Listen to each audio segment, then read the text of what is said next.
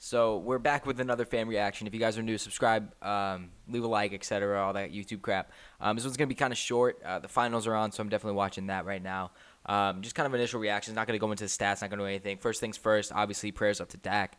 God bless him. Hopefully, he has a speedy recovery because that was bad. Reminded me of the Gordon Hayward one, which sucks. So it did suck to see that happen. But if you're a Giants fan, and you said that you weren't happy with how the game turned out today. You might need to reevaluate it. The Giants definitely had a lot better of a game than we've seen in a long time. It was entertaining. It was fun.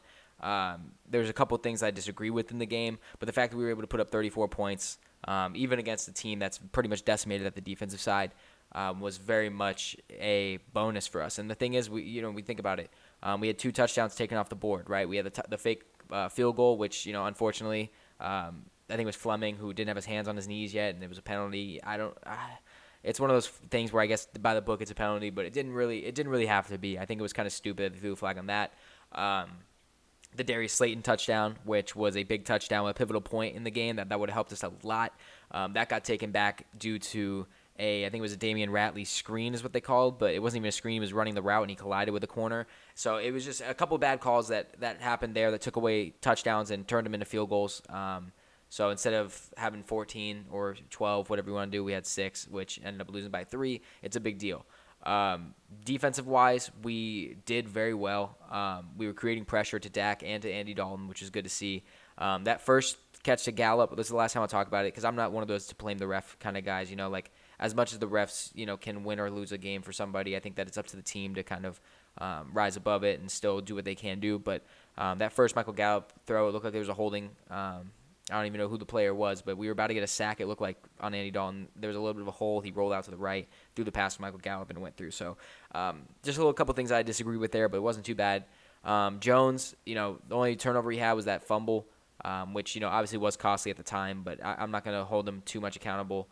Obviously, he needs to work on hold on to the ball. Obviously, he needs to work on the turnovers. We know all this. We get it. But we regret to realize that this guy – I saw a tweet just a couple minutes ago actually, where they're saying, man, the Bengals are wasting Joe Burrow's talent with this team and all this kind of stuff and all that. But Daniel Jones never has gotten that kind of.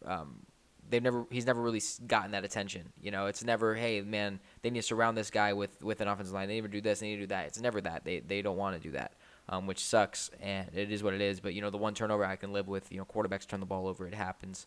But overall, he has some very beautiful throws. He had some throws that he probably wish he had back.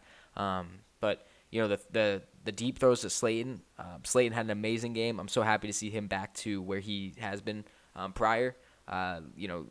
Being that speedy receiver, being that that big play guy. And that's definitely what I wanted to see. If you guys haven't seen my video that I uploaded, I think last night or yesterday, I think it was last night or early this morning. I guess whichever one it would be.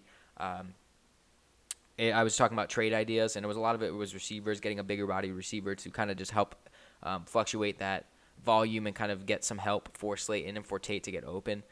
Ingram had a good game. Offensive line was looking pretty decent. DJ had to scramble outside a lot towards the end of the game, which kind of sucked. Another thing I saw was just not picking up gaps, which kind of sucked a couple times too. But Freeman looked a lot better. He's definitely more acclimated to the offense, and I love to see that because Freeman, he looked like the old Freeman, and I like seeing that a lot. Defensive-wise, man, Bradbury is still locked down.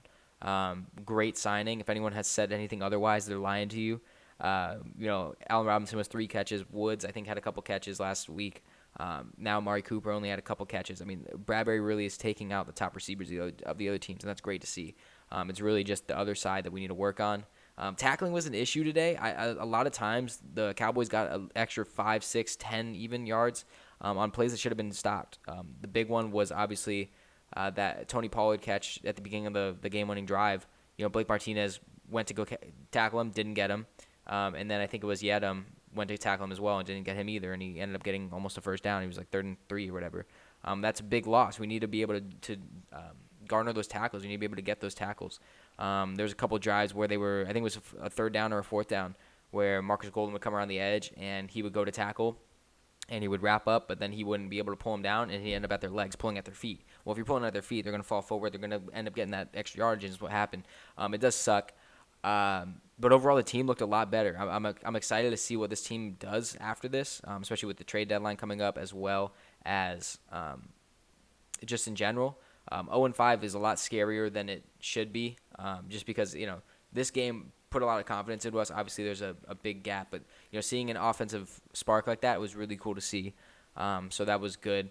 Like I said, those 2 touchdowns really. This was a game we should have won. This game, the Rams game, and the Bears game, they all got decided in the fourth quarter. They were all tight games. So I was definitely. I'm not unhappy with how this team has played. It does suck being 0-5. It does suck looking at this and saying, hey, the best we can do here is 11-5 at the end of the season, which obviously isn't going to happen. 11 straight wins most likely, but just being able to see that. But the Cowboys are leading the division with 2 wins. They have no Dak Prescott, so we'll see how that is. Other than that, the Eagles had a good game against the Steelers, but they couldn't pull it out. Washington's looking like it's going to be going with Alex Smith for the rest of the year, which I'm excited to see. I think Smith's a beast, but we'll see how that goes. And then the Giants are there 0-5. I mean, a couple wins. We're going up against the Eagles and the Washington team next, so we'll see what happens there. I mean, some division wins would have been big. This would have been a big win. We all would have been tied with 1 win, and that would have been a huge. But unfortunately, it didn't work out that way. Like I said, I'm not going to blame anything. I think it was a good game. Rest assured, it does suck. We'll see what happens, but man, Saquon would definitely be a beauty to have on this team right now. Shepard would be a beauty to have on this team. The injuries are kind of showing on the offensive side. We're being very much reliant on Slate, and we're being very much reliant on the defense making the plays. But Fackrell, great pick 6 at the beginning of the game. Like I said, Bradbury's been absolutely lights out. Giants fans, the one thing I could say to you if you're still here, I want you to realize this, man. We don't have Saquon. We don't have Shepard. McKinney hasn't even had his first snap as an NFL player yet. David Mayo, who I don't even think is probably going to get his job back, but he's been injured. It's a team that's very much banged up. It's not a team that is fully healthy. So seeing the team go out there, put up 34, pretty much beat the Cowboys, was a big thing for us. When we get McKinney back, when we get Shepard back, we're not getting Saquon back this year, but those are going to help us out a lot. So if we can end up mustering a win or 2 in the next 2 weeks, I think especially with our division, it would be very big for us to do so, and then have McKinney come back, have Shepard come back, and go from there and see how good we can do. So, I mean, I'm going to kind of end it there. Not really too much to say.